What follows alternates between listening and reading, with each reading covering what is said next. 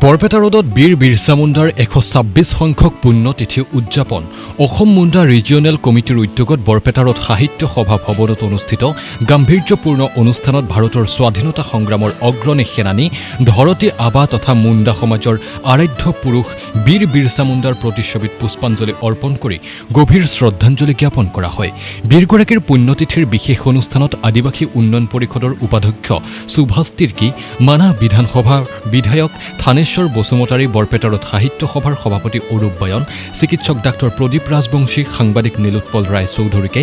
বহু সংখ্যক বিশিষ্ট ব্যক্তি উপস্থিত থাকি দেশৰ স্বাধীনতা সংগ্ৰাম আৰু আদিবাসী সমাজৰ উত্থানৰ বাবে বীৰ বিৰছা মুণ্ডাই আগবঢ়াই যোৱা মহান ত্যাগ আৰু ঐতিহ্যৰ কথা স্মৰণ কৰে। বীৰগৰাকীৰ পুণ্যতিথিৰ অনুষ্ঠানতে চলিত বৰ্ষৰ হাইস্কুল শিক্ষান্ত পৰীক্ষা আৰু উচ্চতৰ মাধ্যমিক চূড়ান্ত পৰীক্ষাত সুখ্যাতিৰে উত্তীৰ্ণ হোৱা অঞ্চলটোৰ মুণ্ডা সম্প্ৰদায়ৰ শতাধিক মেধাৱী ছাত্ৰ ছাত্ৰীক অনুষ্ঠানত বিশেষভাৱে সম্বৰ্ধনা জনোৱা হয়। ছাত্ৰ ছাত্ৰীসকলৰ ভৱিষ্যত শৈক্ষিক যাত্ৰাক উৎসাহিত আৰু অনুপ্ৰাণিত কৰাৰ উদ্দেশ্যে অল মুণ্ডা ৰিজিয়নেল কমিটিয়ে এই প্ৰশংসনীয় পদক্ষেপ গ্ৰহণ কৰে। বাইট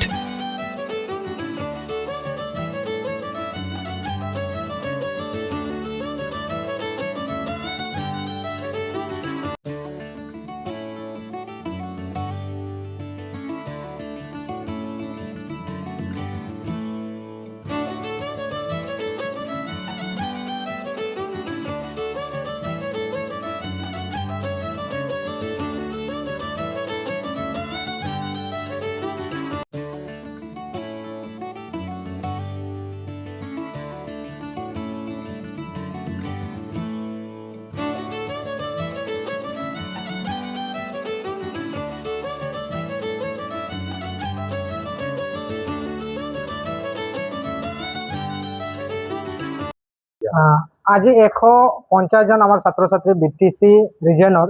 আমার মুন্ডা সাহিত্য সভা উদ্যোগত আজি 126তম বীর বিরসা মুন্ডা ধরতী আবা শহীদ দিবস আর তারে সংহতি রাখি আমি ছাত্র ছাত্রীসকলক উৎসাহ জনাবার কারণে এটা সম্বোধনা অনুষ্ঠান বৰপেটা সাহিত্য সভা ভৱনত আয়োজন কৰিছো। আৰ এই আয়োজনেৰ জৰিয়তে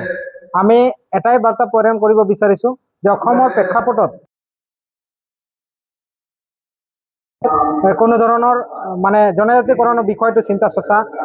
মানে আগবঢ়াই লৈ যোৱা নাই, যাৰ কাৰণে আজিৰ তাৰিখত আমি বিৰছা মুণ্ডাৰ এই শহীদ দিৱসত আমি চৰকাৰক আহ্বান কৰিব বিচাৰিছো যে আমাৰ অসমত বসবাস কৰা প্ৰতিজন আদিবাসী তথা আমাৰ ওৰাং মুণ্ডা চান্তাল খাৰিয়াসকলক অতি শীঘ্ৰে জনজাতিকৰণৰ মৰ্যাদা প্ৰদান কৰক। কাৰণ আজিৰ তাৰিখত বীৰ বিৰছা মুণ্ডা যেনেকৈ দেশৰ কাৰণে মাত মাতি আজি ৰাষ্ট্ৰীয় শ্বহীদ হিচাপে মানে তেওঁ ঘোষণা কৰিছে চৰকাৰে, আৰু ঠিক তেনেধৰণে আজিৰ তাৰিখত আমি তেওঁৰ বংশধৰসকল আমি বঞ্চিত হৈ আছো। গতিকে আজি আহ্বান কৰিছো আমি আজিৰ এই